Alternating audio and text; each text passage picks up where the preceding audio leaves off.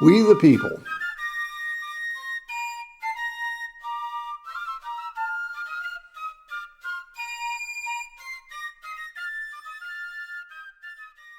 The U.S. Constitution 1787, its preamble declares who is enacting this new form of government. We the people of the United States. It was a collective moment involving every citizen at the time. Today, the Constitution is the possession of all inhabitants of the land, not the government or any branch of it or any political party.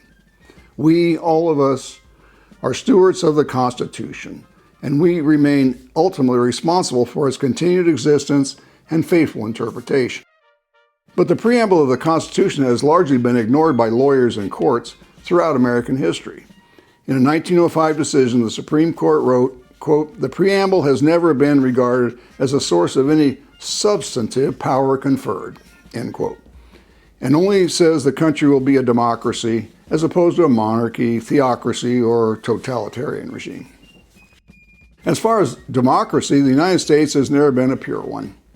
The Constitution established a republic, where the people hold supreme power by electing representatives to Congress and a president. This does away with a monarch, but the members of Congress and the president are the ones directly deciding things, not the public. They are, in effect, superior to the average person. Instead of a direct democracy with all citizens equal in decision-making, we have a special class of people elected to rule.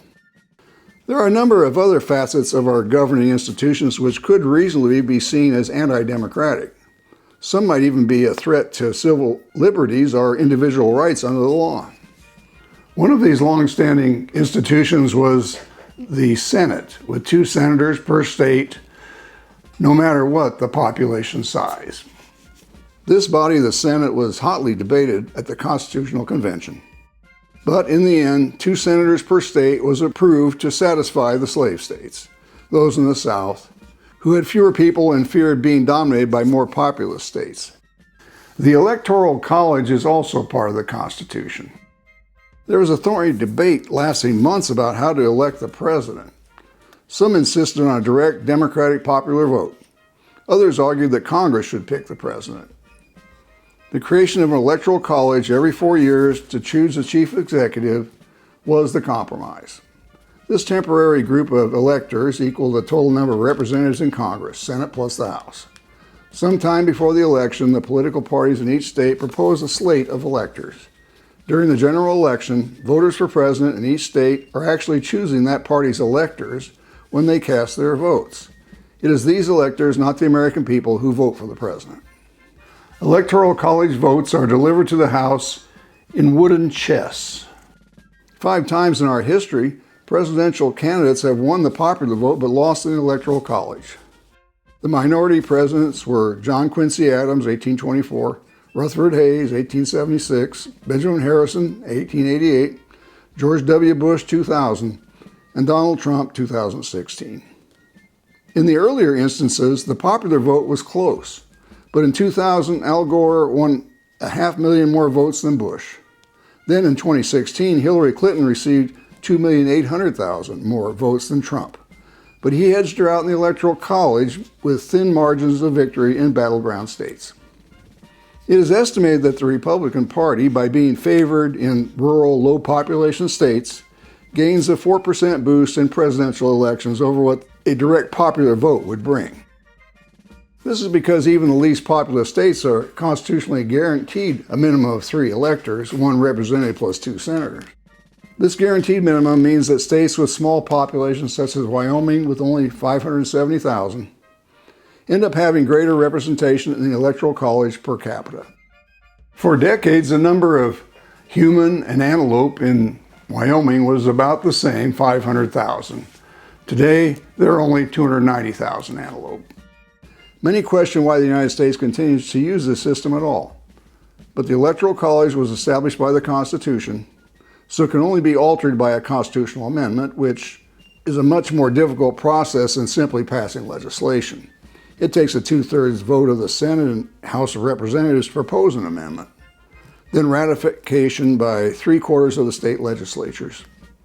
Usually, Congress places a time limit of several years for it to be ratified. The President plays no part in the process and does not sign an amendment. Another undemocratic practice is the filibuster. This Senate tradition allows unlimited debate, which has been used to delay or prevent a vote on bills or resolutions. By holding the floor, one or a handful of senators can forestall a decision supported by the majority. That's Strom Thurmond, opponent of civil rights in 1957. Prior to 1917, the Senate rules did not provide any way to end debate and force a vote. That year, the Senate adopted a rule to allow a two-thirds majority to end a filibuster, a procedure known as cloture. In 1975, the Senate reduced the number of votes required for cloture to 3/5, or 60 of the 100-member Senate. The House of Representatives also has a way to stifle voting on measures. The Speaker of the House of the majority party is the one who has the power to bring a motion to the floor. Rarely is a bill proposed by the minority party given the opportunity for passage. Then there's the principle of judicial supremacy, giving the Supreme Court the final say about what the Constitution allows. In 1803, Chief Justice John Marshall established judicial review of laws passed by Congress. His landmark decision had modest immediate impact, but changed the balance of power within the U.S. government. The doctrine of judicial supremacy is not in the Constitution. It gained primacy in American politics only after the Civil War, at a time when a reactionary Supreme Court was overruling civil rights and voting laws enacted by the Congress during Reconstruction. In essence, for the last 150 years, elected legislators in our federal government have had their power to mandate directives weakened or overturned entirely by the court. The popular balance of power envisioned when our nation was founded could be clawed back by Congress. The founders of the United States saw a strong executive and a standing army as dangers to the republic. Yet the power of the presidency has increased over time, and America's military has long been the most expensive on earth. Throughout U.S. history, the office of the presidency has gradually exceeded the power granted by the Constitution, eroding the authority of Congress. The pattern has been presidents taking actions properly legislative, not executive, particularly at crucial points in history. James K. Polk was the first to take advantage of an ambiguity in the Constitution.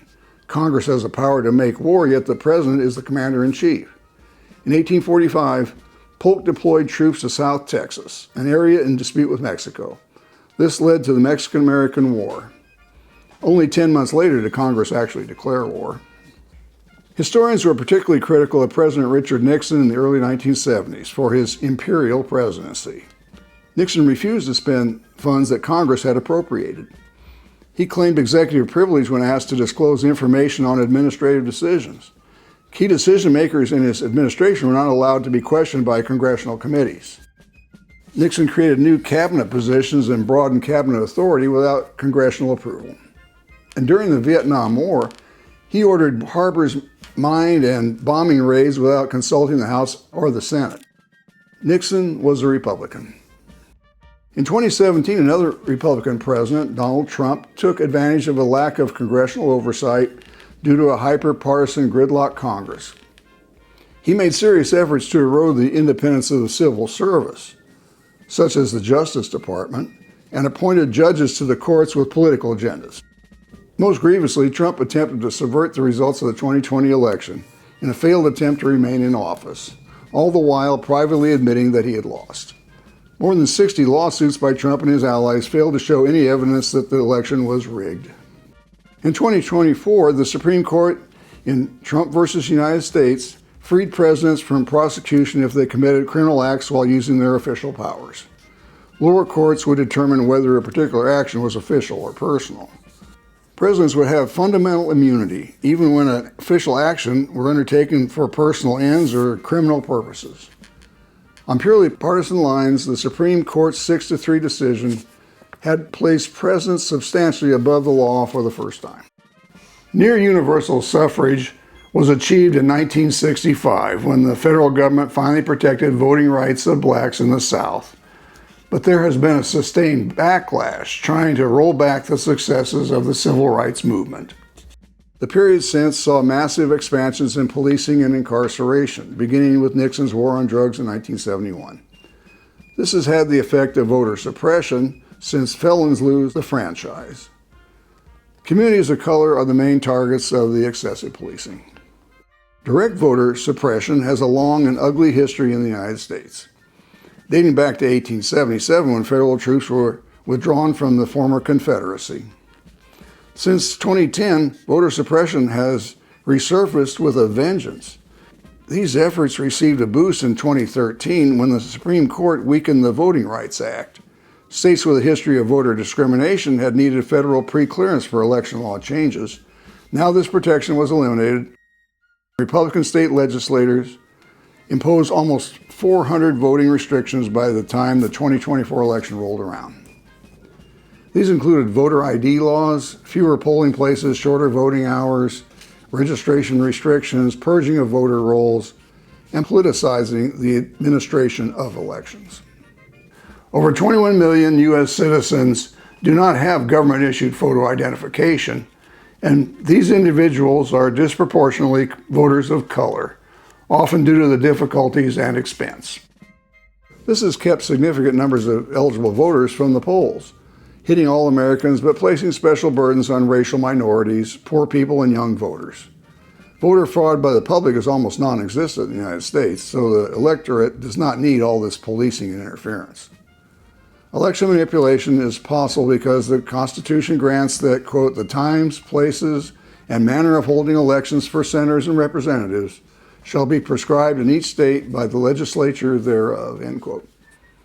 Every 10 years after the census, congressional districts need to be redrawn because they're based on population.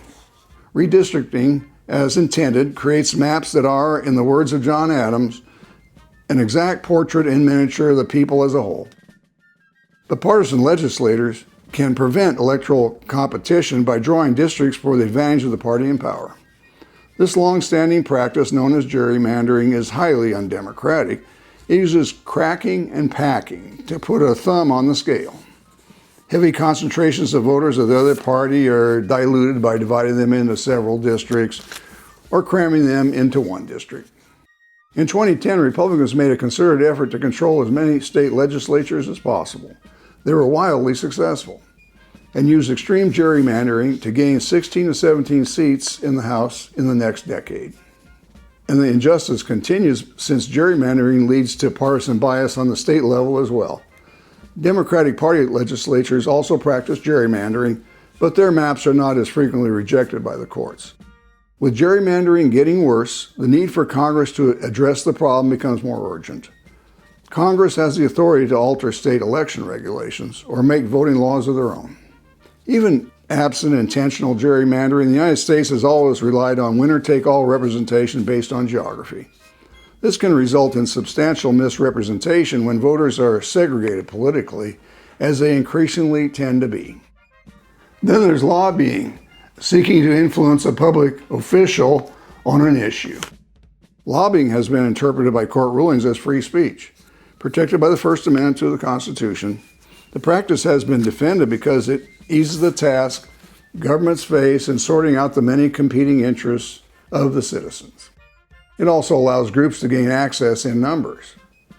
To prevent outright bribery, lobbyists must be registered, and the practice is subject to complex rules, with penalties including jail time. In 2006, a lobbyist was sentenced to 6 years in federal prison for bribing public officials and tax evasion. He served less than 4 years. There are an estimated 12,000 lobbyists working for over 300 firms in Washington, D.C.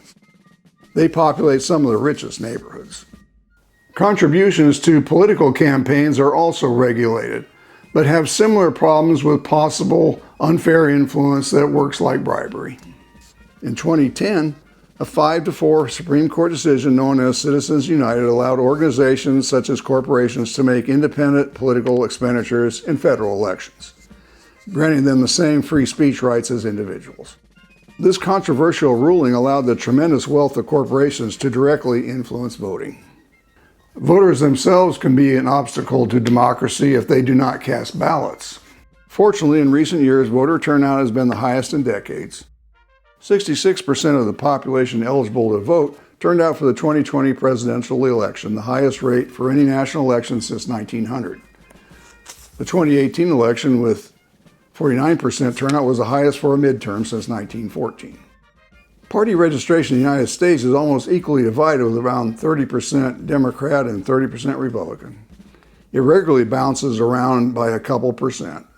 The other category of the electorate, a sizable 40%, are independent voters or intermittent or chronic non-voters. This group collectively is fairly evenly divided in which party they support historically. So both parties have plenty of potential supporters on the sidelines in any given election. The people most likely to vote are white, well-educated, high-income, and older persons. Blacks vote fairly frequently, but Hispanic and Asian Americans vote less than half as often as whites. Altogether, only 37% of Americans vote consistently. Another important way voters can sabotage democracy is by who they vote for. Around the world, liberal democracy is in decline for the first time in decades. The waning of democracy does not result from a sudden groundswell in favor of despotism in the general population, and outright coups have become increasingly rare. Loss of democracy tends to be driven by voters electing anti-democratic strongmen or women as political leaders, motivated by base emotions such as fear or hatred. With such demagogues in place with dictatorial impulses, democracies in decline tend to experience a slow erosion, often in increments or episodes. The descent into electoral breakdown is perilously deceptive. People still vote. Elected monocrats retain a facade of democracy, all the while destroying it in practice. Many of their efforts to subvert the system are legal, meaning allowed by the courts. When a democracy erodes, the attitudes of the public change for the worse. Members of the opposing party become vilified. Misinformation is widely disseminated. Non-governmental institutions necessary to a healthy society decline, such as independent media and vital education systems. Citizen engagement, volunteering, and donations to nonprofits decrease. All these symptoms were seen in the United States as the country entered the 2020s. What about direct democracy, or pure democracy, when the electorate decides on policy matters without representatives as proxies? This has never been implemented in any nation. But since 1891, the Swiss Confederation has had a semi-direct democracy. Representatives are elected to an assembly, but there are strong instruments for a direct popular vote. In the past 120 years, an average of 2 initiatives per year have been put to the referendums. In the United States, some states allow the initiative process, with citizens placing propositions before the voters. Recall of unpopular state or local officials is similar. That's direct democracy, but not nationwide. It is possible to imagine a system of direct democracy at the national level. 3 things would be needed. 1, widespread participation in the decision-making process. 2, deliberation or rational discussion facilitated so all major points of view are weighed against the evidence. And 3, all members of the population are ensured the same chance of having their views taken into account. These desirable characteristics would be challenging to deliver all at once, and it would require radical reforms to integrate the new system into mainstream politics. But our Constitution is flexible, and there is no roadblock to the idea theoretically. Certain Swiss cantons have been practicing direct democracy since 1231. Opponents of the idea of direct democracy doubt the ability of the populace to participate adequately. Others cast aspersions on human nature, fearing mobocracy, or worry about the violation of property rights. The framers of the Constitution themselves thought a tyranny of the majority was a danger. For the record, there is no direct evidence of this in history. The founders also feared the caprice and rage of the voters, but this happens even in a representative democracy. On a small scale, New England towns and states such as Vermont decide local affairs through town meetings. This form of direct democracy predates the founding of the United States by at least 100 years. Finally, proposals for e-democracy using the internet have arisen since the late 1990s. More inclusivity, participation, and freedom from money interests is suggested. But concerns about cybersecurity are serious. The preamble is centered We the People in National Life was written by Gouverneur Morris of New York, known as the penman of the Constitution. He was the most outspoken abolitionist among the delegates during the Constitutional Convention. It was considered listing all 13 states in the preamble as the founding entity of the country, but Gouverneur Morris's We the People won out. Thomas Jefferson has been called the most democratic of the founders. He trusted the wisdom of the average person, but warned, quote, "The government you elect is the government you deserve," end quote. Around the dome of the Jefferson Memorial is another remark by the great man, quote, "I have sworn upon the altar of God eternal hostility against every form of tyranny over the mind of man," end quote.